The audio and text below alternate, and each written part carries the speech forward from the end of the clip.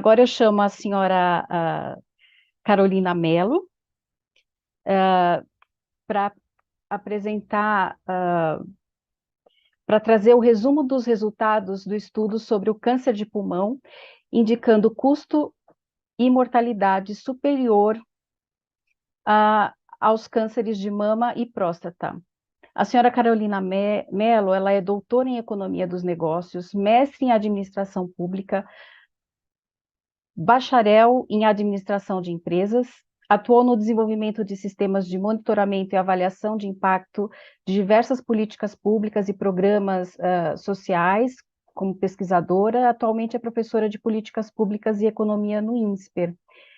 Seja muito bem-vinda, senhora Carolina Mello. Por favor, 5 minutos para sua apresentação.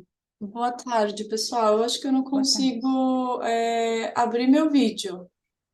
O host precisa autorizar. Pedro? Aqui, ok. Boa tarde a todos e todas. É um prazer enorme estar aqui com vocês hoje para apresentar a nossa pesquisa. Vou compartilhar aqui a minha tela com vocês.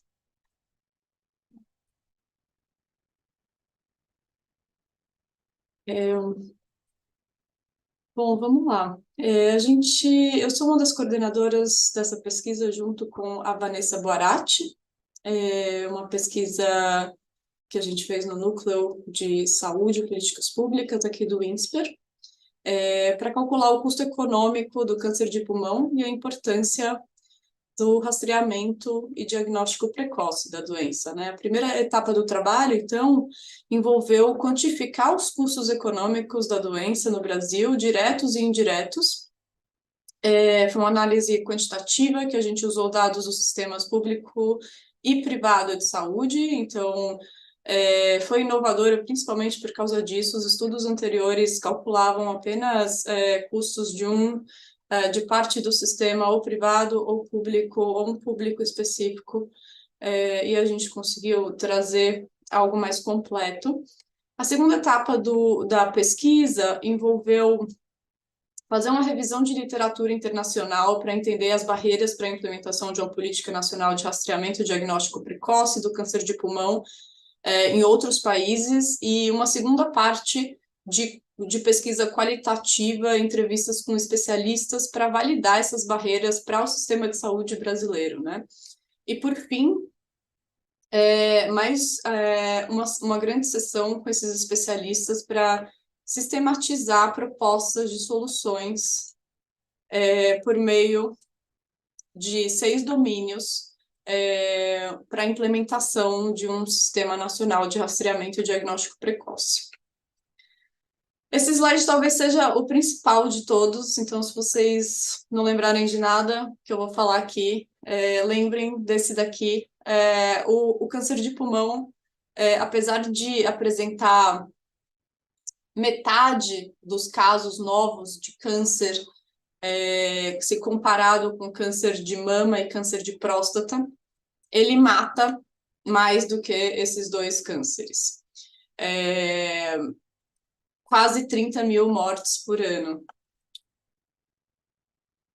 80% dos custos do câncer de pulmão são custos indiretos, ou seja, são custos de perda de produtividade para o país.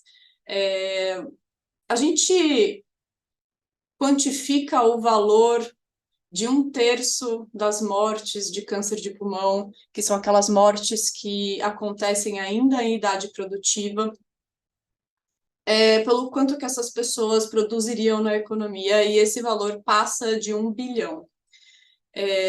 Se a gente comparar isso com os cânceres de mama e de próstata, o câncer de mama, apesar de ter o dobro do número de casos no país, tem um valor de custo indireto muito próximo do custo indireto do câncer de pulmão.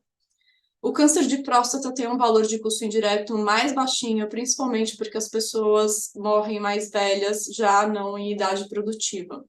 Mas lembrando que aqui, esse custo indireto do câncer de pulmão, por perda de produtividade, vem de apenas 1/3 das mortes por esse tipo de câncer, que são as mortes que acontecem ainda em idade produtiva. Aqui nem entra o valor da vida que a gente poderia atribuir aos outros 2/3 de vítimas que morrem em idade não mais produtiva.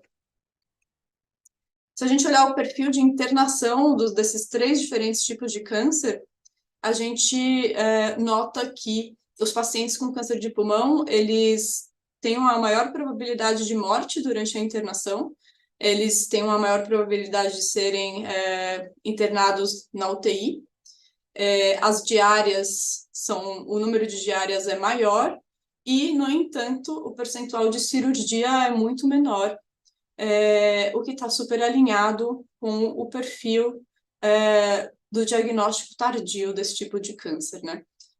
Como já é diagnosticado nos estágios 3, 4, muitas vezes com um prognóstico já muito ruim, não vale a pena fazer cirurgia.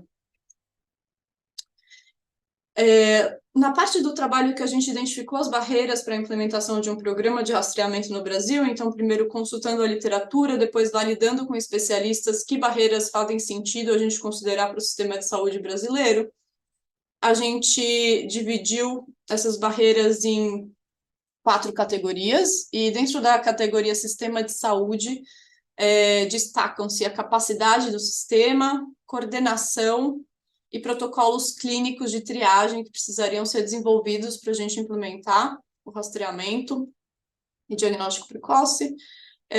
Dentro do perfil de pacientes, a gente imagina que a gente teria que enfrentar dificuldade no que tange ao conhecimento desses pacientes, questões psicoemocionais e questões de acesso. E com relação aos profissionais, a subcategoria que apareceu mais importante foi a questão de treinamento e engajamento. Por fim, quando a gente fez nosso painel com os especialistas para propor soluções, e algumas delas já foram faladas pela Helena, a gente encontrou aí esses 6 pilares, o primeiro de governança, onde foi sugerido iniciar em centros de excelência melhor preparados e equipados para utilizar o diferencial da atenção básica no Brasil, toda a sua capilaridade, já com as equipes de saúde da família. No que tange a força de trabalho, capacitar especialistas, engajar esses profissionais da saúde básica para triagem, convencimento da população de risco e navegação do paciente no sistema. Surgiu também a questão do financiamento, que precisaria ser constante e suficiente. Muitos sugeriram utilizar impostos sobre o cigarro e outros produtos, que aí a gente atacaria 2 coisas ao mesmo tempo. Critérios de elegibilidade precisariam ser estabelecidos com clareza para definir a população de risco. Isso já está sendo feito no Brasil, não sei se já saiu, ia sair recentemente, oficialmente.